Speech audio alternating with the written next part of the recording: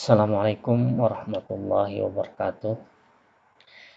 Bapak dan Ibu yang saya hormati, bersama ini saya ingin sharing informasi tentang bagaimana pelaporan kinerja melalui aplikasi SIPKA pada Kementerian Agama. Semoga video singkat ini dapat bermanfaat untuk satuan kerja kita masing-masing pada Kementerian Agama.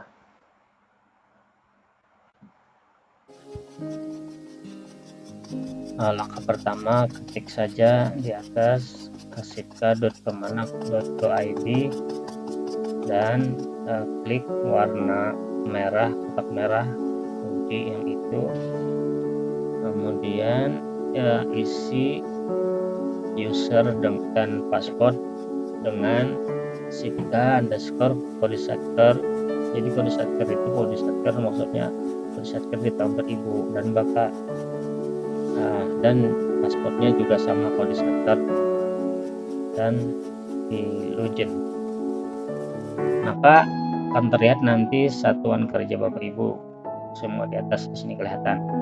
Kemudian langkah selanjutnya kita pilih dashboard aplikasi, maka akan terlihat tampilan capaian triwulan 1 sampai 4. Kita pilih nanti di sini tahun 2021 atau tahun 2020 untuk melihat capaian triwulan.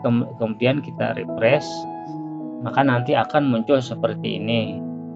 Ini triwulan 1 kemarin belum terisi, kemudian triwulan 2 sudah terisi, kemudian triwulan 3 dan triwulan 4 nanti akan kita isi. Kemudian langkah selanjutnya kita lihat alur proses sistem aplikasi ini. Yang pertama kita penetapan visi dan misi Satker, kemudian IKU, yang ketiga parkin, dan yang keempat pelaporan capaian kinerja. Lanjut cara menginput visi dan misi. Yang pertama kita klik master data, kemudian pilih visi Renstra Satker, kemudian klik tambah data visi Satker. Selanjutnya isi periode awal tahun 2020, periode terakhir 2024. Kemudian visinya dimasukkan, diketik di sana dengan dasar hukumnya, dasar hukum Renstra. Tetapi untuk misi ini kita tidak mempunyai, maksudnya visi cuma satu, yaitu Kementerian Agama. Jadi kita mengikut Kementerian Agama Pusat untuk. Kemudian kita klik simpan, maka nanti akan terlihat di daftarnya visi dengan dasar hukumnya. Kemudian kita klik ubah status menjadi aktif. Selanjutnya kita klik kotak merah di samping, maka akan terlihat untuk menambah misi satuan kerja. Jadi klik saja tambah di sini. Kemudian kita juga tidak mempunyai misi, artinya kita mengikut dengan misi Kementerian Agama. Jadi untuk 2020-2024 ini kita tidak menetapkan visi misi di Satker kita, tapi kita mengikut dengan visi misi Kementerian Agama, jadi semuanya satu. Kemudian kita ketik satu persatu misi dengan melihat misi Kementerian Pusat dan kita simpan, maka nanti akan muncul semuanya misi Kementerian Agama di sini di daftar ini. Kemudian bagaimana cara mengimport dokumen IKU? Yang pertama kita klik master data, klik dokumen IKU Satker, kemudian tambah data dokumen indikator kinerja, kemudian diisi kolom ini. Contohnya ada di bawah indikator kinerja, misalnya indikator kinerja MAN 1 apa misalnya. periode 2020-2024. Kemudian dasar hukumnya SK Keputusan Kepala Madrasah nomor tahun tentang, nah isi di sana. Kemudian klik simpan. Maka nanti akan terlihat di daftar bahwa indikator kinerja MAN dengan dasar hukumnya ada tertera di sini juga. Kemudian kita klik ubah status menjadi aktif. Kemudian selanjutnya kita klik kotak merah di samping. Nah, nanti akan muncul seperti ini. Ini nanti banyak di sini halaman-halamannya. Kemudian bagaimana cara kita mencari misalnya sasaran kegiatan kita yang pertama, masalah kalaunya di Kemenak sama Kemenak, di sana akan terlihat bagaimana sedangkan sasaran kegiatan meningkatnya kualitas kinerja penyuluh agama. Maka kita klik set di sini, kemudian kita ketik penyuluh agama, kemudian enter, maka nanti akan muncul sasaran kegiatan yang ada di tempat kita, yaitu meningkatnya kualitas kinerja penyuluh. Kemudian nanti kita klik kotak biru di samping ini. Nah, jadi nanti untuk sasaran kegiatan yang lain seperti ini juga caranya. Kalau kita satu-satu kan susah mencarinya, jadi ini untuk mempermudah pencarian sasaran kinerja. Kemudian kita klik kotak biru di samping, maka kita klik lagi tambah data detail IKU Kementerian Agama.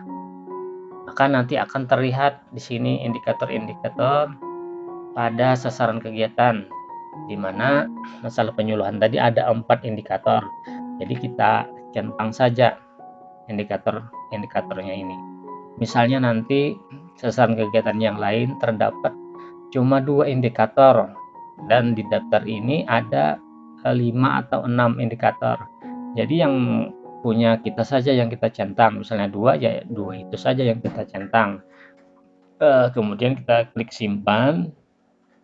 Nah, maka nanti akan muncul, akan terlihat bahwa sasaran kegiatan yang kita dengan indikator yang kita centang tadi akan muncul di daftar ini. Tadi kan kita mencentang 4 indikator, maka nanti akan muncul 4. Kalau 2 maka akan terlihat 2 saja. Nah, di sini kan ada 4 keterangannya. Kalau 2 nanti 2 juga sini. Kemudian kita klik kotak biru ini untuk mengisi untuk melihat, untuk mengisi variabel dan cara pengukurannya, maka kita klik tanda pensil di samping. Nah, ini kolom ini diisi.